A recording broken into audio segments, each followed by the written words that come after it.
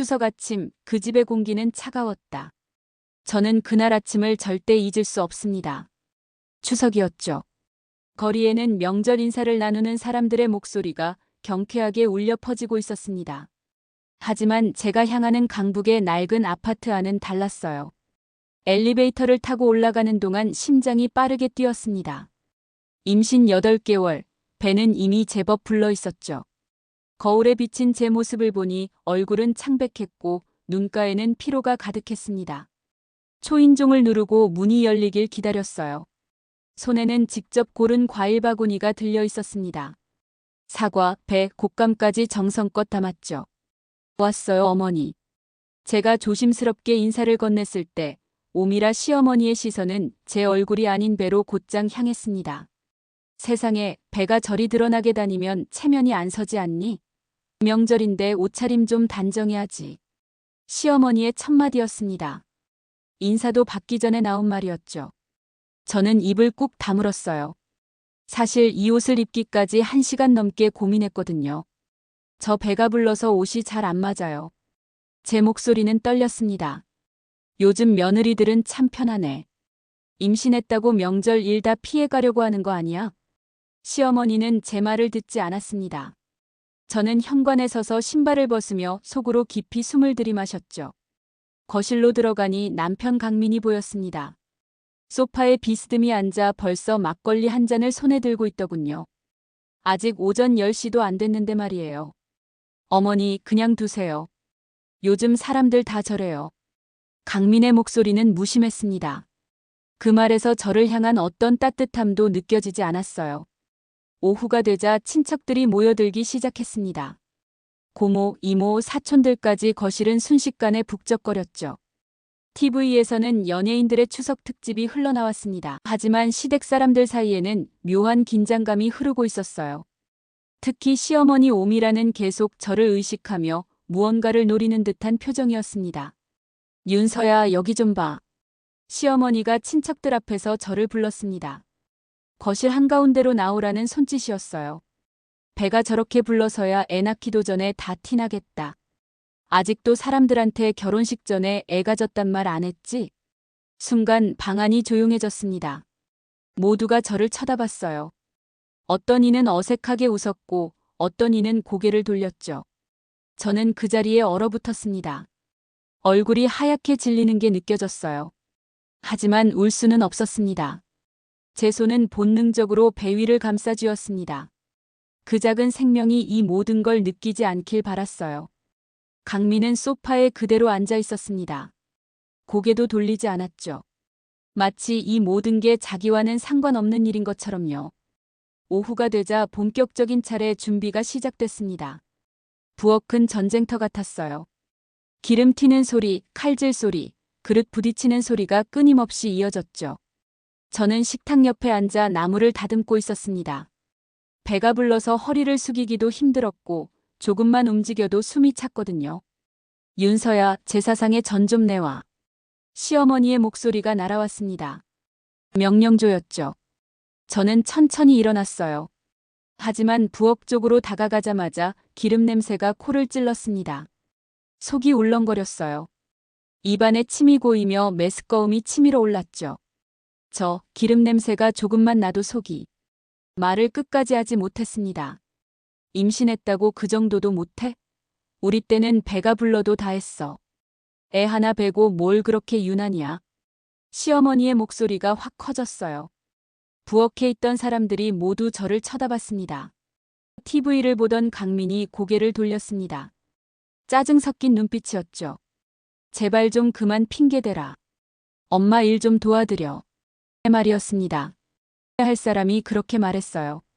저는 입술을 깨물었습니다. 손은 떨렸고 뱃속에서 아기가 심하게 움직였어요. 잠시 후 상차림이 끝났습니다. 차례상은 화려했죠. 갖가지 과일과 전, 나물, 고기까지 빼곡하게 올라갔습니다.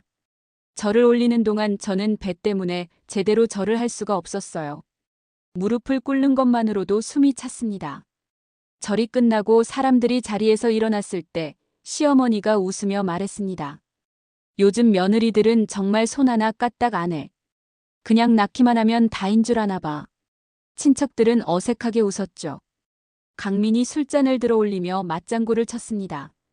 요즘은 애 낳는 것도 서비스예요. 낳아주면 된다고 생각하지. 제 심장이 쿵 내려앉았습니다. 친척들은 피식 웃었어요. 그래도 명절인데 다들 기분 좋게 드시죠. 저는 억지로 웃으며 말했습니다. 하지만 그 웃음은 너무 힘들었어요. 식탁으로 자리를 옮긴 후 본격적인 식사가 시작됐습니다. 저는 구석자리에 앉아 조용히 밥을 먹었죠. 그때였습니다. 강민이 술을 또 한 잔 들이켰어요. 얼굴이 붉어진 채로 중얼거렸습니다. 내 인생 계획이 다 틀어졌어. 결혼도 갑자기, 애도 갑자기 전부다. 시어머니 오미라의 귀에 그 말이 떨어졌습니다. 그녀는 기다렸다는 듯 입을 열었죠. 그래, 우리 아들 인생 망쳤지 뭐. 웃음을 흘리며 하는 말이었어요. 그녀의 시선이 천천히 제게로 향했습니다. 친척들의 시선도 따라왔어요. 저는 젓가락을 든 손을 멈췄습니다. 더 이상 밥을 먹을 수가 없었죠. 그 순간 알았습니다. 이 집에는 정말 아무도 없다는 걸요. 저녁 식탁 위에는 송편, 갈비찜, 잡채, 전이 가지런히 놓여 있었습니다. 밖에서는 아이들 웃음소리가 들려왔지만 그 집 식탁의 공기는 무겁고 탁했어요. 자, 다들 한 잔씩 하자. 강민이 술병을 들었습니다. 이미 얼굴은 벌겋게 달아올라 있었죠. 저는 옆에서 조용히 물을 마시며 가슴속 두려움을 꾹꾹 눌렀습니다. 그때 시어머니 오미라가 말을 꺼냈어요. 윤서야, 요즘 사람들 참 이상하지. 결혼 전에 애부터 가지는 게 자랑인가 봐. 주변이 어색하게 웃었습니다. 저는 고개를 숙였어요. 강민은 술잔을 비우며 툭 던졌죠. 엄마 말이 틀린 것도 아니지. 그 한마디에 제 손이 떨렸습니다. 식탁 아래로 눈물이 한 방울 떨어졌지만 그 누구도 그것을 보려 하지 않았어요. 조심스럽게 남편 이름을 불렀습니다. 이런 자리에서 그만해. 우리 아이가 듣고 있어. 그 말이 끝나기도 전에 탁. 식탁이 잔이 깨지며 와인빛 술이 튀었습니다. 강민의 손이 덜덜 떨렸고 눈빛은 이미 술에 잠긴 분노로 가득했어요. 내가 뭘 알아. 내 인생 다 망쳤어. 다. 그의 목소리가 터져나왔습니다. 결혼도 억지로, 애도 억지로, 다 내 때문이야. 저는 그제야 자리에서 일어나려 했습니다. 하지만 강민은 이미 이성을 잃은 상태였어요. 앉아. 어디 도망가려고. 그가 의자를 밀치며 일어났습니다. 그리고 순간 세상이 느려지는 듯 했어요. 쾅! 무릎이 제 배를 향해 날아왔습니다. 야! 비명소리와 함께 식탁이 무너졌어요. 전과 국이 뒤엉켜 바닥으로 쏟아졌고 저는 바닥에 무너져 배를 감싸쥐었습니다. 우리 아기 제발. 제 목소리는 떨리고 있었어요. 눈앞이 하얗게 흐려지고 귀에서는 웅하는 소리가 울렸습니다. 그때 시어머니 오미라의 목소리가 들렸어요. 저 연극 좀 그만해. 사람들 다 있는데 창피하게. 그녀는 제게 다가오더니 무자비하게 옆구리를 발로 밀쳤습니다. 누가 임신했다고 저리 설치래. 주변은 공포 그 자체였어요. 삼촌이 일어나 외쳤고 조카들이 울부짖었습니다. 강민은 여전히 소리치며 난동을 부렸죠. 다 내 탓이래. 다 내 탓이야. 시아버지 강도윤이 비틀거리며 소리쳤습니다. 그만해. 당장 멈춰. 하지만 이미 늦었어요. 저는 바닥에 주저앉은 채 배를 감싸고 흐느꼈습니다. 눈동자는 흐릿했고 숨은 가빠졌어요. 제가 마지막으로 본 것은 창문 밖으로 보이던 노을이었습니다. 붉게 물든 하늘이 피처럼 느껴졌어요. 그날 추석의 저녁은 그렇게 붉게 타올랐습니다. 병원 복도는 조용했습니다. 심장 박동기 소리만이 규칙적으로 울리고 있었죠. 저는 병상에 누워 눈을 감은 채 손으로 배를 쓸어내렸습니다. 우리 아기 괜찮을까? 다행히 아이는 무사했어요. 하지만 제 정신은 이미 한계에 다다랐습니다. 눈물이 멈추지 않았어요. 그때 병실 문이 열렸습니다. 낯익은 목소리, 아버지 윤석훈이 들어섰어요. 그는 아무 말도 하지 않고 제 손을 잡았습니다. 아빠. 그 한마디에 아버지의 얼굴이 일그러졌어요. 그동안 억눌러왔던 분노가 눈빛으로 번졌습니다.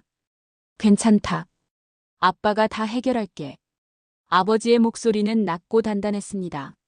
잠시 후 병원 복도 끝에 강민의 부모가 나타났어요. 오미라는 여전히 상황을 이해하지 못한 듯 혀를 찼습니다. 이게 다 뭐야? 명절 하루 망쳐놓고 우릴 악인으로 만들면 속이 시원해. 아버지는 시어머니를 바라봤습니다. 그 눈빛엔 감정이 없었어요. 마치 온도를 잃은 얼음처럼 차가웠죠. 말 다 하셨습니까? 그 한마디에 복도 전체가 조용해졌습니다. 오미라는 잠시 멈칫했지만 이내 목소리를 높였어요. 말 다 하다니. 당신이 뭔데 내게 그런 말투야? 아버지는 고개를 천천히 들었습니다. 좋습니다. 그럼 오늘 말씀 모두 녹음된 걸로 하죠. 뭐? 아버지가 손에 든 녹음기를 보여주었어요. 그제야 오미라의 얼굴이 굳었습니다. 오늘 일 잊지 않겠습니다. 그 한마디는 복도 끝까지 마치 냉기처럼 퍼져나갔어요. 아버지는 제 병실로 돌아와 살짝 미소를 지었습니다. 이제 괜찮다. 이제부터는 아빠의 차례야. 그리고 병실 불을 껐어요. 밤이 내리자 창밖에 도시 불빛이 반짝였지만 아버지의 눈빛은 그보다 훨씬 더 차가웠습니다. 그날 밤 아버지는 조용히 전화를 걸었어요. 혜준아, 내일 아침 일찍 사무실에서 보자. 자료 준비해. 그 목소리는 낮았지만 누구보다 단단했습니다. 저는 그 모습을 보며 처음으로 안도의 한숨을 내쉬었어요. 이제는 혼자가 아니라는 걸 알았거든요. 아버지가 제 편이 되어주셨으니까요. 창밖으로 달빛이 스며들었습니다. 그 빛 속에서 저는 배를 쓰다듬으며 작게 속삭였어요. 우리 아기, 이제 괜찮을 거야. 할아버지가 지켜주실 거야. 그리고 그렇게 한 아버지의 복수가 시작되었습니다. 추석 다음 날 새벽이었습니다. 서울 시내의 고요한 새벽 공기 속에 아버지 윤석훈의 사무실 불만 홀로 켜져 있었어요. 책상 위에는 여러 서류와 명함, 그리고 노트북 한 대가 놓여 있었습니다. 아버지는 묵묵히 전날의 영상을 다시 재생했어요.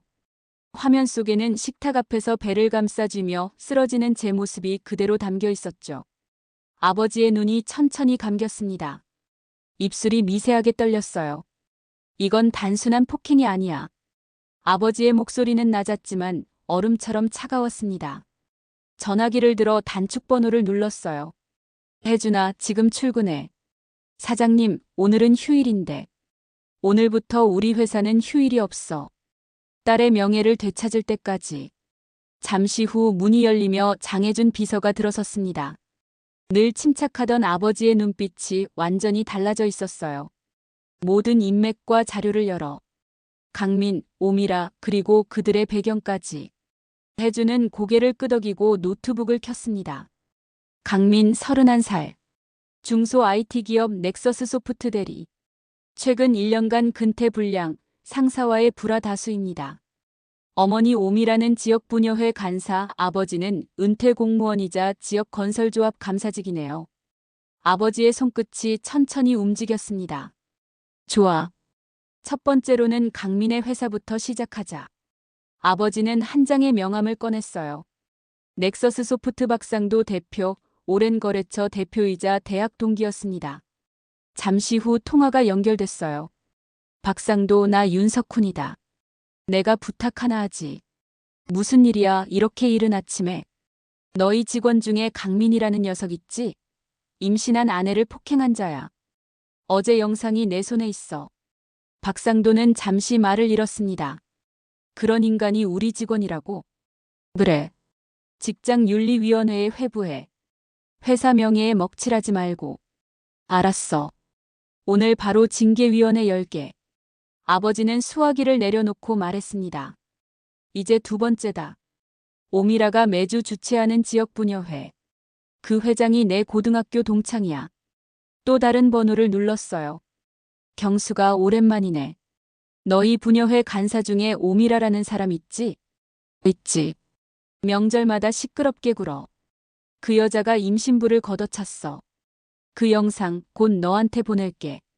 잠시 침묵이 흘렀습니다. 석훈아, 그건 그냥 소문이 아니야.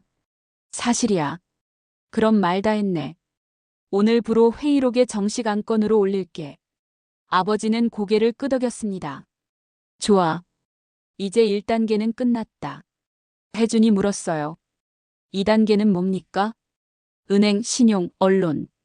모든 연결고리를 끊는 거야. 아버지의 말끝에는 피도 온기도 없었습니다. 그것은 사랑하는 딸을 잃을 뻔한 한 아버지의 마지막 이성이었어요. 그날 오후 강민의 회사에서는 인사메일 한 통이 전 직원에게 발송됐습니다.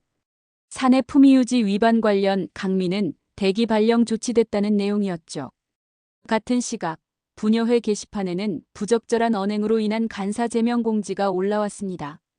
다음 날 지역신문의 기자 한 명이 새벽 취재를 나갔어요.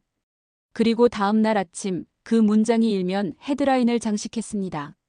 추석 명절, 임신한 며느리 폭행 사건 발생. 하루가 지났을 뿐인데 강민의 세상은 완전히 달라져 있었습니다. 출근길 엘리베이터 안 사람들이 속삭였어요. 야, 기사 봤어? 그 사람 그 회사 다니잖아. 사람들의 시선이 강민을 향했습니다. 강민은 머리를 숙이고 황급히 휴대폰을 껐어요. 회사에 도착하자 대표가 기다리고 있었습니다. 강민 씨 위에서 결정 났어요. 오늘부로 해고입니다. 아니 사장님 이건 오해예요. 술에 취해서 잠깐. 그런 변명은 필요 없습니다. 우린 영상을 봤어요. 강민의 손에서 가방이 떨어졌습니다. 그는 벽에 기대어 숨을 몰아쉬었어요. 집으로 돌아오자마자 오미라가 울부짖었습니다. 이게 다 내 탓이야. 왜 그날 그렇게까지 했어? 하지만 곧 그들도 알게 됐죠. 이건 단순한 여론의 문제가 아니었다는 걸요. 오후 3시 은행으로부터 전화가 왔습니다.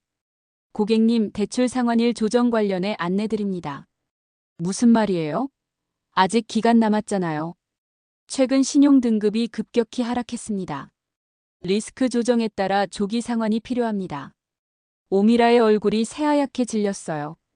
3천만 원을 어떻게 당장 갚으라는 거야? 그러자 바로 다음 통화가 울렸습니다. 강도윤 씨 댁 맞죠? 조합 감사직 관련해서 윤리위 회의가 열립니다. 갑자기 왜요? 가족의 사회적 무리가 있었단 제보가 들어왔습니다. 그날 하루 동안 그 집은 전화벨 소리로만 가득했어요. 모든 연결이 모든 신뢰가 단 하루 만에 끊어졌습니다. 밤이 되자 오미라는 소파에 주저앉아 중얼거렸어요. 누가 이 짓을. 그때 강민이 입술을 깨물며 말했습니다. 그 사람 윤서 아버지야. 그 순간 공기가 멎었어요. 그 사람이 마지막에 말했잖아. 오늘 일 잊지 않겠습니다. 그 말이 이제 현실이 되어 돌아온 것이었습니다. 오미라의 손이 떨렸어요. 설마 그게 협박이 아니고 진짜였단 말이야? 강민은 대답하지 못했습니다. 대신 손에 쥔 휴대폰을 던지며 소리쳤어요. 그만 좀 해. 내가 이럴 줄 알았어야지. 하지만 이미 늦었습니다. 그들의 이름은 인터넷 뉴스, 지역 커뮤니티, 회사 내부 게시판, 부녀회 공지에까지 올라 있었어요. 그날 밤 아버지는 창가에 서서 커피를 마셨습니다. 창밖의 도시 불빛이 잔잔히 일렁였어요. 아버지는 짧게 중얼거렸습니다. 1단계 완료. 이제 법의 시간이 왔다. 겨울이 다가올 무렵 서울중앙지방법원 형사 제7법정에는 수많은 취재진이 몰려들었습니다. 사람들 사이로 작은 웅성거림이 퍼졌죠. 추석 며느리 폭행 사건이 오늘 선고래. 그 영상 뉴스에서 봤지? 임신 8개월이라던데. 법정문이 열리자 제가 들어갔습니다. 긴 머리를 뒤로 묶고 단정한 옷차림으로요. 제 곁에는 아버지 윤석훈이 있었습니다.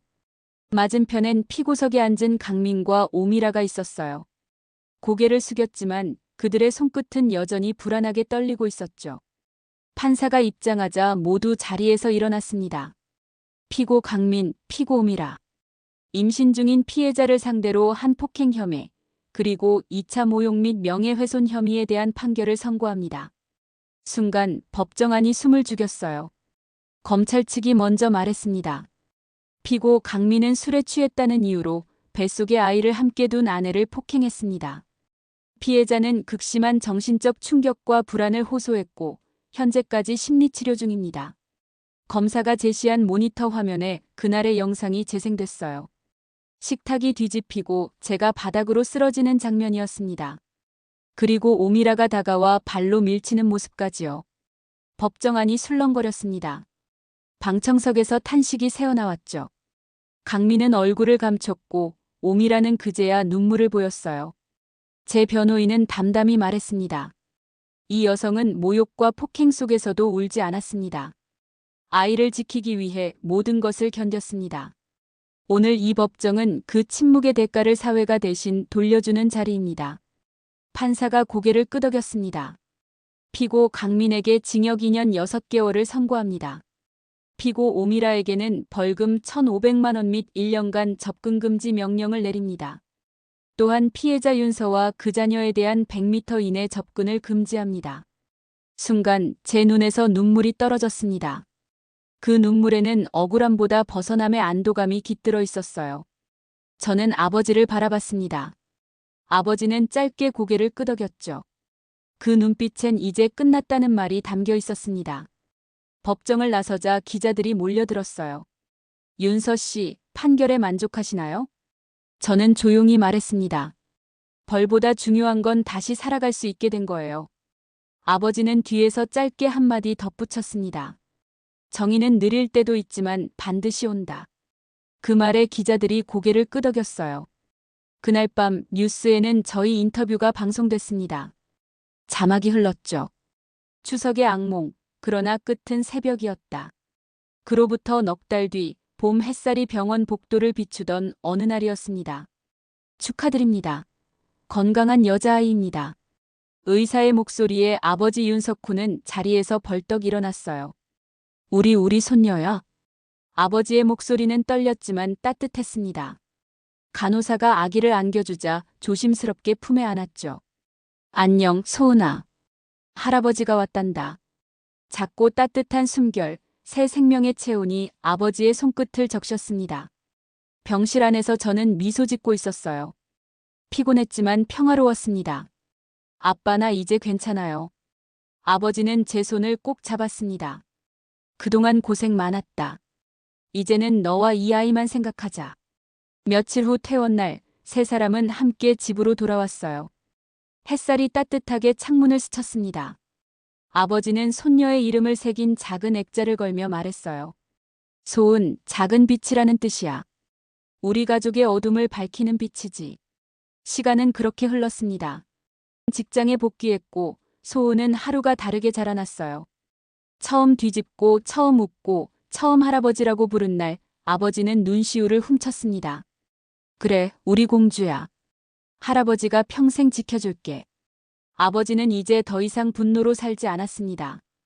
복수는 끝났고 남은 건 사랑과 책임뿐이었어요. 어느 늦은 밤 아버지는 잠든 손녀를 품에 안고 창문 밖 봄비를 바라봤습니다. 조용히 혼잣말을 했죠. 정의는 결국 사람을 살리는 거야. 밖에서는 비 냄새가 퍼지고 멀리서 봄 기운이 느껴졌어요. 그 순간 제가 속삭였습니다. 아빠, 내년 추석엔 우리 셋이 송편 빚어요. 아버지는 고개를 끄덕이며 웃었습니다. 그래. 그땐 울음소리 대신 웃음소리가 들리게 하자. 저는 소은을 품에 안고 창밖을 바라봤어요. 봄비가 내리고 있었습니다. 그 빗소리는 더 이상 슬프지 않았어요. 오히려 모든 것을 씻어내고 새로운 시작을 알리는 것 같았습니다. 추석의 악몽은 끝났지만 새로운 계절은 언제나 찾아옵니다. 어떤 어둠도 생명의 빛을 막을 순 없으니까요.